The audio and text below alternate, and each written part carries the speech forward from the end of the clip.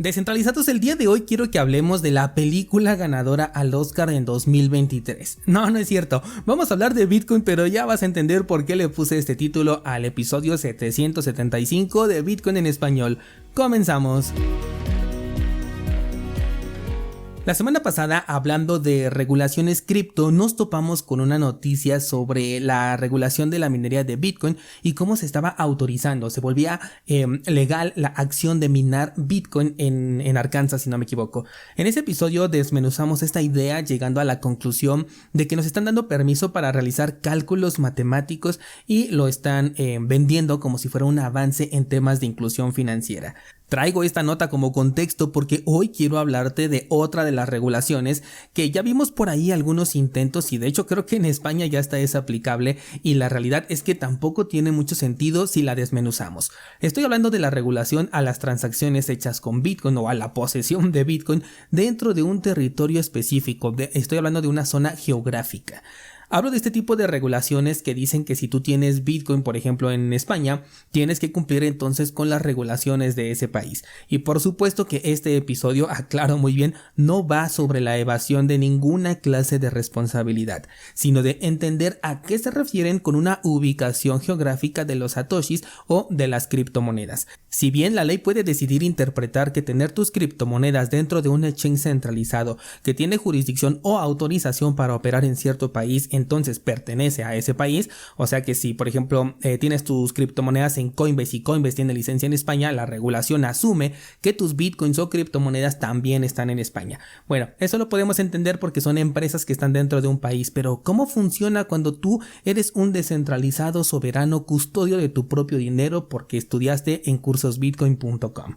¿Cómo determina la ley que las criptomonedas están dentro de una ubicación geográfica? Porque para ello hay que entender que Bitcoin no es otra cosa más que código de programación, son ceros y unos en una computadora que traducidos a un lenguaje más entendible para el humano lo podemos leer como código, pero al final de cuentas este código no es otra cosa que simple texto.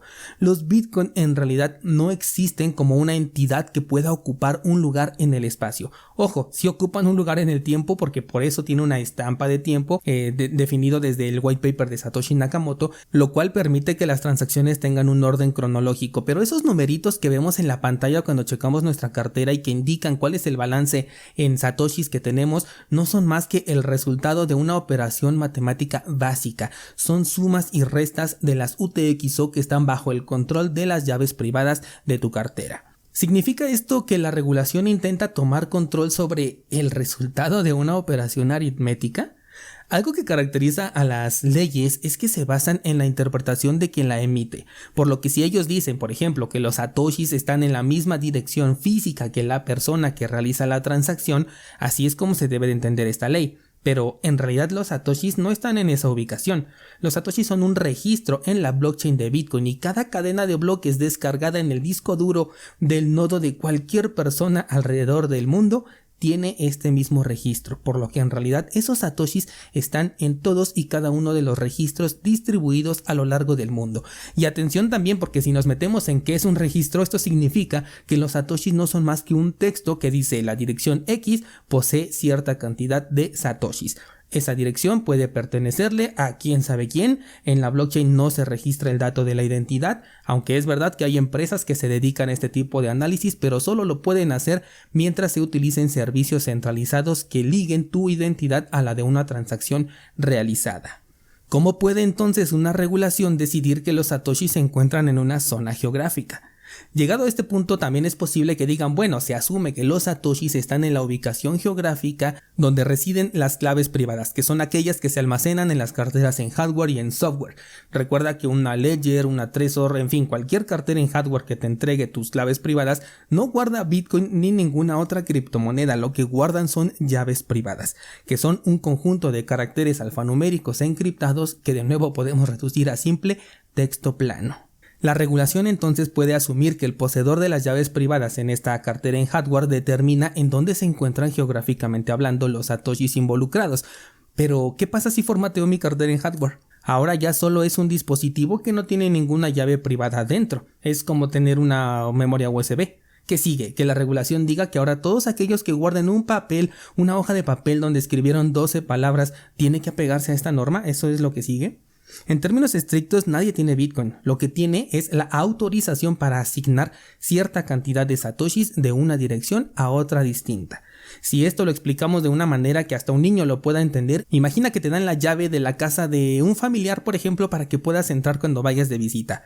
Tú no eres el dueño de la casa, lo que tienes es la capacidad para entrar en esa casa utilizando la llave que te entregaron. Bueno, pues imagínate que una regulación dice que ahora tienes que pagar un impuesto por tener esa llave que te dio tu familiar. Eso es la regulación actual o los intentos de regulación actuales. Lo mismo ocurre con Bitcoin. Tú no tienes esos Bitcoin, lo que tienes es la llave privada que te permite reasignar satoshis de una dirección a otra, y esta llave privada, como dije, se puede eliminar de una cartera en hardware o de una cartera en software. Además de que una característica de una llave privada es que por algo se llama de esta manera, guiño guiño, codo codo. En fin, si eliminamos la llave privada de nuestra cartera en hardware o en software, ahora ya solamente es accesible a través de las semillas de recuperación. Estas semillas nos permiten el acceso a las llaves privadas, pero no son la llave privada. Por lo que en este punto yo ya no sé cómo tendría que definir una regulación la posesión de satoshis para que realmente cumpliera con lo que realmente está ocurriendo dentro de esta tecnología, porque aquí sí ya estamos hablando de tecnología. Me voy a poner a jugar un poquito con diferentes términos, nada más para que veas lo amplio e irónico que puede llegar a ser este tema. Imagínate que creas tu cartera de Bitcoin desde tu casa, estás en México, pero después te vas a vivir a Estados Unidos, pero ¿qué crees? Olvidaste tu cartera en tu casa. ¿En dónde están, según una posible regulación, los satoshis? ¿En México o en Estados Unidos? ¿Qué pasa si en Estados Unidos después creas una cartera OnlyWatch y desde ahí gestionas la recepción de satoshis? ¿A dónde llegan estos? ¿A México? ¿A Estados Unidos? ¿A los dos? ¿A ninguno en particular? ¿A dónde llegarán? ¿Qué pasa si tu hermano está en Suiza y le dices, oye, te mando las semillas de recuperación para que puedas hacer una transacción? ¿O qué pasa si haces una transacción parcialmente firmada en Estados Unidos pero la firma tu hermano en Suiza? Si en España tienes una wallet, la regulación dice que esos satoshis están bajo esta jurisdicción, la de España. Pero si decides importar la cartera en El Salvador, ¿qué pasa? ¿Bajo qué ley tributa? Sobre todo si las leyes fueran contrarias, una dijera que están libres de impuestos y la otra, como por ejemplo en la India, dicen que tienes que pagar el 30% de cualquier venta a la cual pertenecen tus satoshis. Claro que aquí ya involucramos el dinero fiat, pero sirve bien para el ejemplo que te estoy mencionando. ¿Y cuál de las dos regulaciones es la que realmente aplicaría? ¿Y qué pasa si en lugar de estar físicamente en un lugar utilizaste una VPN? Imagínate que ahora estás en Panamá, pero con una VPN. El registro de la dirección IP desde donde te conectaste para realizar una transacción con Bitcoin está legalmente en Panamá. Aquí voy a parar el juego, pero ya entiendes mi punto, ¿verdad? Bitcoin es texto. Bitcoin son operaciones aritméticas. La minería de Bitcoin son cálculos básicos que en su momento se pudieron hacer incluso con papel y lápiz. La clave privada es un conjunto de letras y números aleatorios, y Bitcoin, todo el Bitcoin existente, está en todas partes al mismo tiempo.